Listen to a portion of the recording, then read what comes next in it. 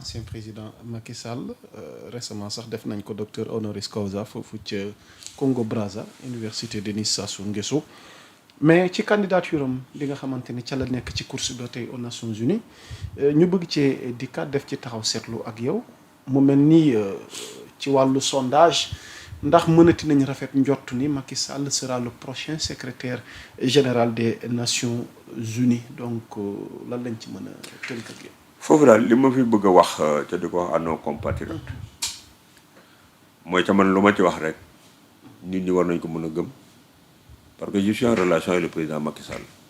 Ah bon? On peut dire que ni sax bon je fais partie peut-être de l'équipe de campagne mais à distance parce que très franchement day wax ak man. day bindante ak man. ba tey ci suba ci mujj. l'ancien président parce que xam na ne.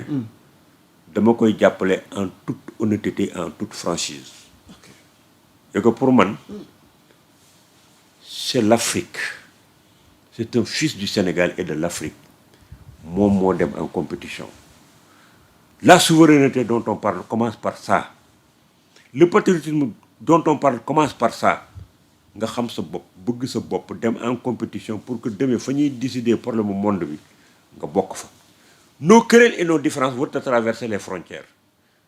Il est du devoir de tout patriote et de tous ceux qui prétendent à la souveraineté d'appuyer la candidature de Macky Sall. C'est pas Macky Sall en tant que personne.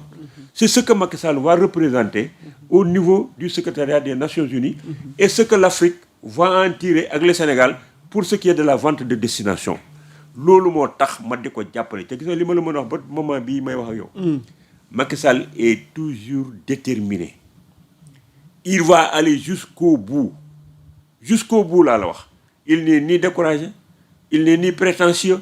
Il est en train de mener sa campagne di dem et sur le plan international si le Sénégal toog di seetaan. Mais il y a eu par exemple à Yaoundé actuellement des ONG, des organisations d'ONG qui se sont réunies africaines. Ay sociétés civiles africaines yoo xam ne moom moo ma ko envoyé sax tey suba. yoo xam ni gars yi ils sont allés là-bas pour soutenir la candidature de Macky Sall. Docteur honoris causa bii ñu ko defal récemment. Ça fait partie ci liñ koy jàppale pour xam ne nit kii ñu koy jox am na parcours. Macky Sall est soutenu par le monde entier actuellement ñu ci bari ñu ngi koy jàppale te loolu kenn waru ci woon jiitu Sénégal. Sénégal dafa war a am fu doomam nekk di compétir ak ku mun di doon. ñu jàppale ko gis nga tey jii man. Ousmane Sonko ak Diomaye yi ni ma amee ak ñoom ay contradiction gis nga kenn ku ci nekkoon tey jii di convoiter benn poste à l'international dama lay jàppale parce que soo ko amee Sénégal moo ko am soo ko amee Afrique moo ko am est-ce que tu peux imaginer aujourd'hui avec les problèmes du monde bi am fépp fu gars yi tase di discuter ci naka la ñuy defee monde bi nga xam ne bi ñu ngi koy redistribuer waat tu n'entends pas la voix de l'Afrique. On a commencé à parler de l'Afrique et du Sénégal bi Macky Sall demee bay compétir di nekk secrétaire général des Nations Unies. On parle d'un Africain qui compétit, on parle d'un Sénégal qui compétit. Nous sommes un continent et un pays yoo xam dañu am ay ressources humaines de qualité. Les fils d'Afrique et du Sénégal ont été majors dans beaucoup de promotions. Dans les grandes universités ña ngi fay jàngale. Tey on a des gens comme Souleymane Bachir, il est aux États-Unis di jàngale. Mamoussé Diagne a été le premier agrégé de philosophie du Sénégal et le deuxième en Afrique. Nous avons Chérif Salif Sy. Yéen a ngi wax les pays asiatiques ma nga fa nekk think tank yëpp moo leen di jiite di fa wax économie di jox une voix africaine de l'économie di wax industrialisation ñëpp di ko tiitaroo ci biti mi ngi toog fii ci biir Sénégal kenn du ko woo laaj xalaatam ci quoi que ce soit. Et tant d'autres ay Elvin Sarr gars yooyu yëpp ñu ngi nekk ay sachants on en a plein dégg nga ñu toog on tue notre élite di jàpp. Mais ceux-là ont leur raison yow gis nga argument yi ñu avancé concernant la candidature de Macky Sall. ñoo tax ñoom mënuñu ci ànd. ñoo tax mënuñu par rapport ak li nga xamante ni moom mooy héritage gi mu fi bàyyi ci fukki at ak ñaar yi mu jiite. mais yow héritage bi fi Macky Sall bàyyi ce qui s'est passé là ci ay 2021 2023 2024. Vous croyez que c'est Macky Sall qui est responsable de ça. C'est la chose la mieux partagée ñoom opposition bi ak parti au pouvoir bi ñoom lu fa xew fii ci biir Sénégal ñoo ko fi indi ñoo fi endoctriné xale yi dugal leen ci affaire xeex. Nous allons aller vers la conquête du pouvoir par la rue. Ils ont essayé, ils ont trouvé la puissance de l'État. Bi ñu gisee puissance État bi parce que Pastef dofuñu de am nañu ay penseurs gis nga bi ñu fi commencé di xeex nii wàcc ci mbedd yi sëriñ bi di yónnee Ousmane Sonko di toog di joxañ ñoom président de la République À un moment donné, les penseurs de Pastef ont dit arrêtez, stop. Si on continue comme ça, l'armée va prendre le pouvoir. Alors qu'est-ce que nous allons faire? On va arrêter et profiter du khalife général bi lim fi jaar ñu def ko un prétexte pour freiner le conflit et créer maintenant une bipolarisation entre Sonko et Macky Sall. Gis nga bipolarisation boobu ñu créé moo dimbali Pastef ba Pastef devant la résistance de l'État dem maintenant vers la conquête démocratique du pouvoir. Mais suñu leen bàyyi woon ñu doon dem amuñu woon ay penseurs li naroon a am mooy bu nu demee jëm Mermoz nar faa dem Macky Sall dañ ko naan coppet li Idriss Seck wax yóbbu ko bu ko defee léegi armée daal di jël pouvoir bi léegi daal ne ok rebolote vous allez aller à des élections boo xam bi ñëpp ay participer te bu ñëpp participer waatee la donne va changer parce que vous pouvez ne pas être au pouvoir. Donc li ñu def bipolarisation boobu Sonko Macky boobu moo fi indi ñoom ñu toog ci pouvoir bi te loolu war nañ cee tirer ay conséquences pour xam ne réew mi dañoo def un choix de conquête démocratique du pouvoir et que qui am droit de validation ce n'est que le peuple qui valide. Kon nañ def une compétition saine l'exception sénégalaise bi nga xam ñu ngi ko doon déstructurer nañ ko defaraat. Le Sénégal est une grande puissance. On a pu organiser des élections en 15 jours après avoir traversé des émeutes. Une administration performante, un code électoral qui est là et une justice qui est debout. Kon nag politiciens yi ñoo war a bàyyi seen comportement yi te def une concurrence saine bàyyi nag peuple bi validé parce que le peuple sénégalais il est mature. Waaw.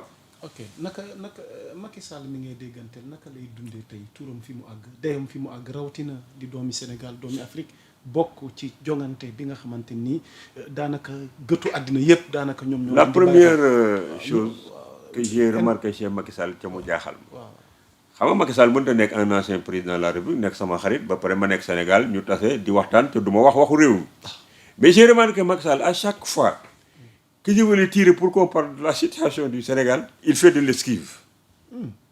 Non, Macky ne commente pas. On parle de tout. On parle de tout. De ce que nous avons traversé ensemble. On parle de affaire ay Benno Bokk Yaakaar ak affaire yooyu. Mais quand tu veux le pousser à parler de la gestion de ces jeunes-là, jamais au grand jamais, Macky Sall n'accepte d'aborder cette question. Day def esquive. Bu defee esquive nag du ma ko dellu soit parce que dama xam ne lii buggu cee wax. Macky Sall parle de l'Afrique. Macky Sall parle de sa candidature. Macky Sall du aborder yëfu gars yi. Man kooku c'est une grandeur que j'ai trouvée chez lui. Ça c'est une confidence. Bi muy ñëw fii ci affaire bi ko Diomaye di recevoir fii. waaw ñoom bu mujj ma on en a parlé. ok Man je fais partie de ceux qui lui avaient fait donner un conseil man ko président soo ñëwee fii même nu mu gàtt na nga fexe ba ci guddi gi. nga dem Touba dem Tivaouane xool les chefs religieux nga gis leen ñoom ñëpp ci guddi gi wax leen li la tax a jóg ba pare nga dem sa yoon respecte ko defal loolu ba pare nga dem mu ne Thierno ça je peux pas le faire je ne peux pas visiter les guides religieux parce que sama agenda permet mun ma beneen bi nag je suis confronté à un problème mon parti va se mobiliser te man bugguma affaire bi ñu def ko loo xam ne dafay nekk benn récupération politique je veux venir rencontrer le président de la République de façon solennelle et je m'en vais mais bi ma ko waxee dama ne ko xoolal bul ma waxati loolu gis nga nii ay résistance yu jógee Agnam ak résistance yu jógee Ndar ak yu jógee foofu gis nga y a une discipline au niveau de l'APR là qui consiste à dire que bu Macky Sall waxee Farba Ngom bu kenn jógee Agnam ca caaxaanul kenn du jógee Agnam su ne Mansour Faye bu kenn jógee Saint-Louis ca caaxaanul Mansour du chargé parce que Mansour lu Macky Sall bëgg rek lay def Farba itam lu Macky Sall bëgg rek lay def. Les militants de l'APR aussi sont très disciplinés baatu Macky Sall la ñuy dégg gis nga les militants sénégalais reprennent des mots d'ordre et respectent leur leader Pastef lu Sonko wax lañ wax APR lu Macky Sall wax lañ wax bi sama wax loolu pare mu ne ma mais ñi ngi def résistance Thierno man ko man d'accord man gëwuma la résistance man gëwuma ko man bu may naxaan yow dëgg rek laay waxanteeg yow boo fawul du ñëw mais léegi mën nañoo ñëw def mobilisation pour sargal Diomaye ci li Diomaye def rafet na rafetaay boo xam bi yéen ñaan ñëpp lañu war a sargal un ancien président nga dépassé ñëw ko moom muy président de la République du Sénégal qui soutient un fils du Sénégal ñoom ñëpp dañoo war a ñëw tàcc Diomaye nag pour que mu jàppale ce soutien ça veut pas dire ñoom dañoo ànd ci politique gu Diomaye dégg nga bu ko dee moo tax ñu mujj transformer la manifestation manifestation de soutien et de félicitations au président Diomaye. On a géré l'affaire comme ça. am sax ñu ne mobiliser ko ba kenn génnewu fi ba boo defee attention kenn génnewu fi ay slogan autre que remercier Diomaye. Ça a été travaillé tout ça. waaw nag man nit ki nag kooku may liggéeyal ci affaire yooyu c'est un patriote. Il a de la grandeur. Il ne parle pas des affaires du Sénégal. mais nga baal ma dogguma la s'il ne parle pas des affaires du Sénégal question bi ma la bëggoon yóbbante te sénégalais yi bëri muy tarauder seen esprit est-ce qu'on peut s'attendre un beau jour dans l'avenir Macky delluwaat si ci réew mi dans les affaires xam nga man mës nga ko ci laaj mës ngeen ci wax xam nga man yow loo xalaatee pour terminer xam nga man waaw du ma hypocrite waaw du ma kagulaar miinuñu ko ci yow gis nga mooy juge de minuit là bu ma toogee fii nga posé ma benn question ma koy daw bu ma tëddee du ma nelaw. ok allez-y. xam nga j'ai dit à Macky Sall deux choses. ok allez-y. man ko monsieur le président et chers amis. vous avez déjà gagné. le fait d'avoir compétit bokk ci 4 ou 5 candidats yuy postuler pour occuper le poste de secrétaire général des Nations Unies. le fait que nga def say assemblée générale tu as montré ton coefficient intellectuel maîtrise des sujets. nga toog Sénégalais yi defal la mobilisation bii c'est une première victoire. La deuxième victoire mooy que ni boo demul ci poste secrétaire général des Nations Unies ban poste moo ci tolloowaat moom boo war a convoquer c'est le poste d'être un président de la République du Sénégal. kon da nga war a dellu si waat Sénégal compétir comme tout le monde pour terminer le PSE et les projets yi nga amoon ca àggul parce que actuellement le Sénégal ñu ngi toog amul benn alternative crédible bu fi kenn wane ñaar ñii ñu faloon ñi ngi fi nekk di xeex ak di xuloo di génne secret république bi di diviser réew mi ñii bañ fii ñii bañ fee ñii bañ fële te ñoom loolu lañ leen li ñu leen fale woon waroon nanoo fexe ba buñ doon dee sax seeni naqar ak seen li leen diviser duñ ko wax ca programme diviser wu leen dañoo bëgg a dem 2029 léegi am na d'autres Sénégalais yu toog yoo xam ñi ngi préparé pour 2029 yow am nga bilan am nga droit de présenter wu parce que la seule structure qui a le droit de validation des candidatures c'est le Conseil constitutionnel. kon dellusil fii fekk fi say militants et les Sénégalais yi nga xam ne bi gëm nañ li nga doon def ñu jàppale la nga compétir boo gañee alhamdulilah boo gañewul nag nga dem nag toogi def say consultance ak nekk nag un écrivain tu vas écrire des livres. man lii laa ko wax de. mu tontu la lan vite fait fa la ñuy terminer lu mu la tontu. dama ne Zidane. waaw nan wut ci poste bi. Zidane la lay woowee. waaw dama ne Zidane nan xeex Nations Unies bi. loolu la tontu. waaw nan xeex nañ xeex Nations Unies bi man ko dañuy xeex Nations Unies bi di ñaan am ko. waaye mais buñ ko amul buñ la doon diri sax dañ la diri delloo si le Sénégal. ok oui. alors. nous on va œuvrer si Macky Sall ne gagne pas on va œuvrer pour qu'il revienne ici au Sénégal. ok alors vraiment doyen doyaluñu waaye tàggoo bu dul tàggatoo rek.